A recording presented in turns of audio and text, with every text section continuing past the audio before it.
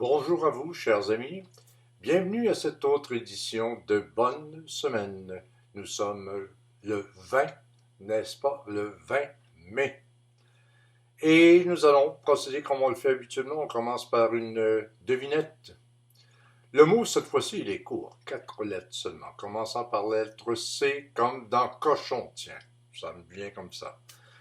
Et puis là, je vais vous donner, non pas un, deux, mais 3 indices. Écoutez, le mot n'a que 4 lettres. Je vous donne la première lettre, puis 3 indices. Si vous ne trouvez pas, rassurez-vous, je viendrai à votre secours à la fin de cette animation. Mais ça devrait quand même aller. Donc, je répète 4 lettres commençant par C. Premier indice, on dit peu chaussé. Peu chaussé. Un objet. Et l'autre indice, ancien magazine québécois.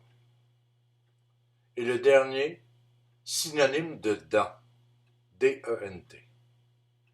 Je vous laisse réfléchir et je vous amène du côté des éphémérides. Nous sommes bien le 20 mai. Remontons à 1980.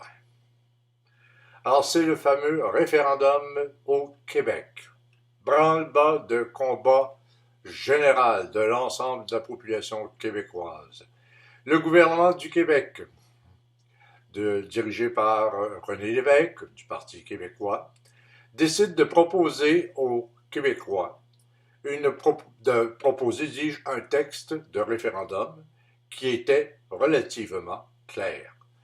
Bon, il faut bien préciser, il ne s'agissait pas là d'un référendum portant sur l'indépendance du Québec, mais sur le fait d'accorder au gouvernement du Québec le pouvoir d'aller négocier avec le gouvernement fédéral, donc on ne parlait pas de décision là unilatérale, mais de négocier une association, une souveraineté sûre, mais avec une association avec le reste du Canada.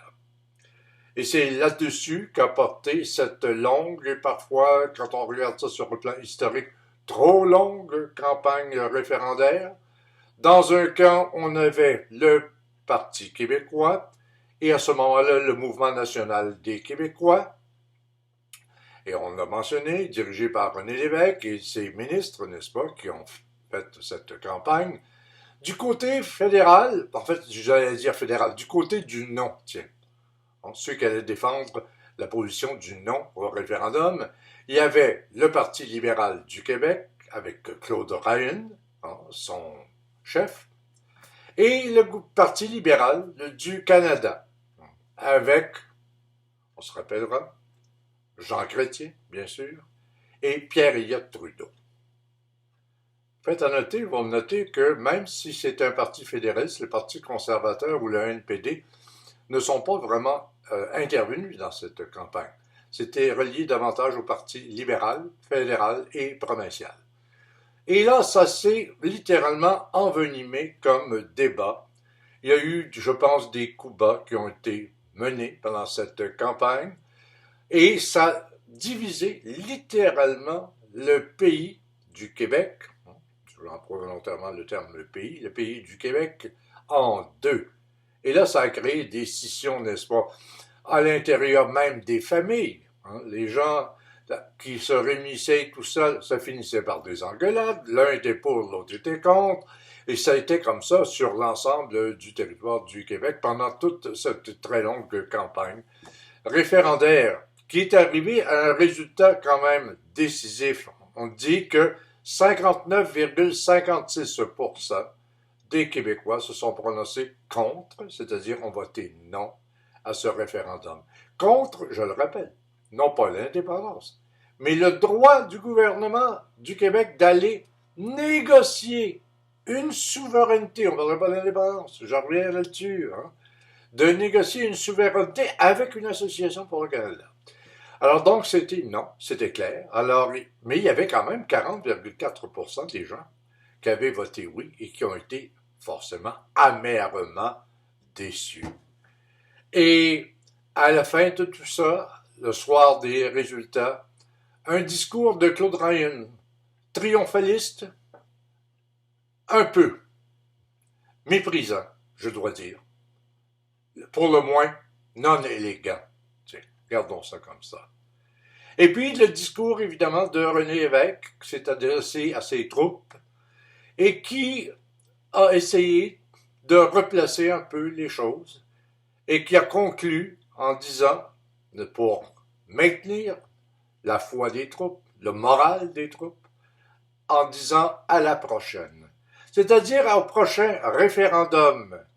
Et nous maintenant, on le sait avec le recul du temps, qui aura lieu le 30 octobre 1995. Et on sait que déjà le résultat, évidemment, on ne réglera pas encore une fois de façon définitive la question, mais c'est reporté donc, comme dit l'évêque, à la prochaine. Bon, venons-en maintenant à la pensée de la semaine. Je suis allé la chercher chez une personne que je fréquente de plus en plus intellectuellement, s'entend bien sûr, George, notre ami Bernard Shaw, dramaturge irlandais. Il parle du bonheur. Bon, on ne commencera pas à définir ce que c'est que le bonheur et tout ça. On va jouer, on prend pour acquis qu'on a tous à peu près la même idée sur ce qu'est le bonheur. Lui, ce qu'il dit, et là je vous le cite mot à mot, je suis fidèle, le bonheur est comme le blé. On ne devrait pas avoir le droit d'en consommer si on n'en produit pas. Intéressant comme point de vue, ça. L'accès au bonheur devrait être proportionnel au bonheur que l'on donne aux autres. C'est-à-dire d'essayer de dégager du bonheur cette espèce de conscience égocentrique des choses. Me, myself and I, moi, je veux du bonheur, je veux le plus de bonheur possible. Et j'ai besoin de plus en plus de bien, de plus en plus de personnes qui autour de moi vont assurer mon bonheur à moi. Mais qu'est-ce que tu fais, toi, pour le bonheur des autres? Parce que si tu recherches le bonheur, tout le monde recherche le bonheur. Et le bonheur vient en bonne partie, pas totalement bien sûr, ça vient de soi, de l'intérieur, mais ça vient aussi des autres, ça vient de son milieu. Il faut donc être capable d'accepter, ça c'est facile, le bonheur que l'on reçoit, mais il faut être en mesure également de partager ce bonheur avec les autres et de créer pour les autres une partie de leur bonheur. Belle pensée, tout ça, de notre ami Bernard Shaw.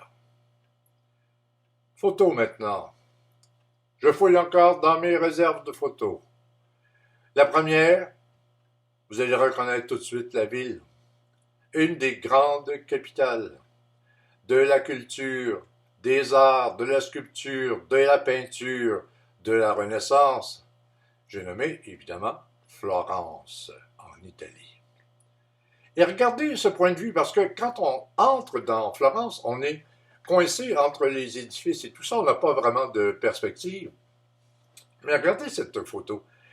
Quand on a visité, nous, la région, on avait eu la très bonne idée d'aller habiter en hauteur, en altitude, au-dessus de la montagne, pas au-dessus, mais dans la montagne, ce qui était très, très agréable parce que, évidemment, vous savez que Florence est dans une cuvette sur le plan géomorphologique et l'été s'accumule là, l'humidité, combinée avec des températures vraiment très fortes, fait qu'à partir de 4 heures l'après-midi, c'est pratiquement, ou en tout cas, j'allais dire pratiquement invivable, exagérons pas, mais difficilement supportable, tiens.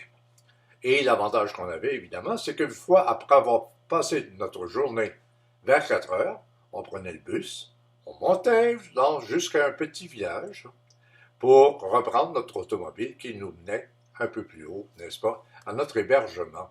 Et c'est de là, c'est-à-dire de ce lieu-là, de petit village, que, à un moment donné, en quittant l'autobus et avant de prendre l'auto, on s'est dit, tiens, si on s'arrêtait à une petite buvette qui avait une terrasse, et cette terrasse donnait cette vue-là sur la ville de Florence.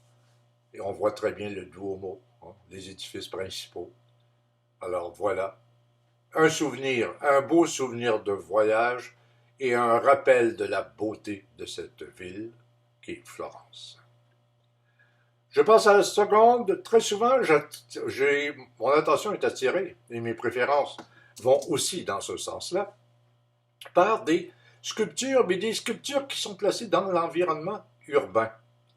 Alors voyez maintenant à même le trottoir, à même les dalles de la rue, vous avez à un moment donné, en plein milieu d'une ville qui s'appelle Bratislava, dis-je, capitale de la Slovaquie, on a ce petit personnage-là.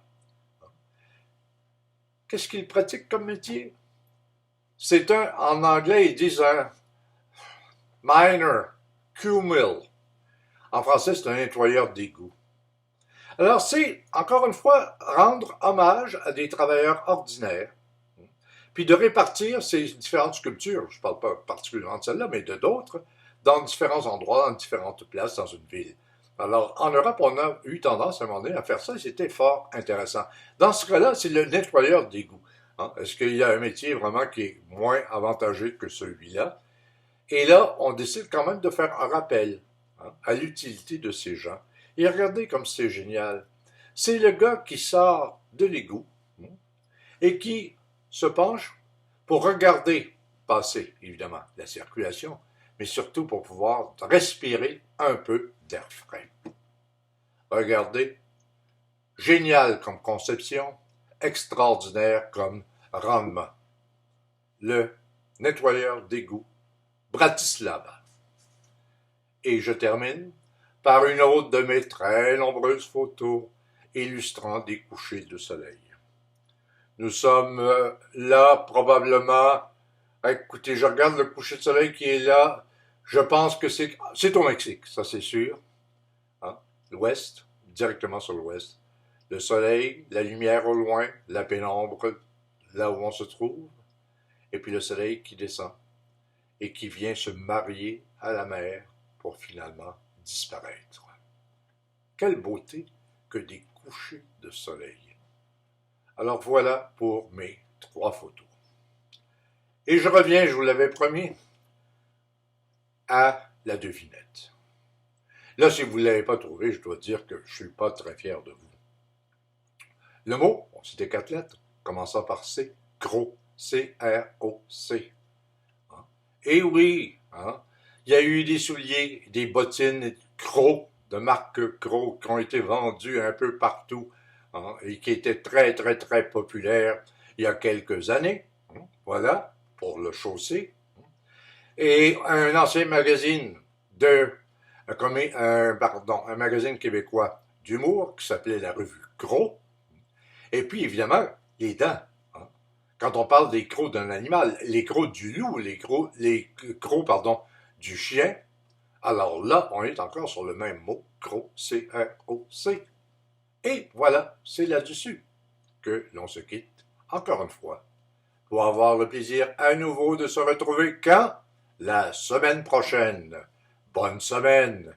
Au revoir, mes amis.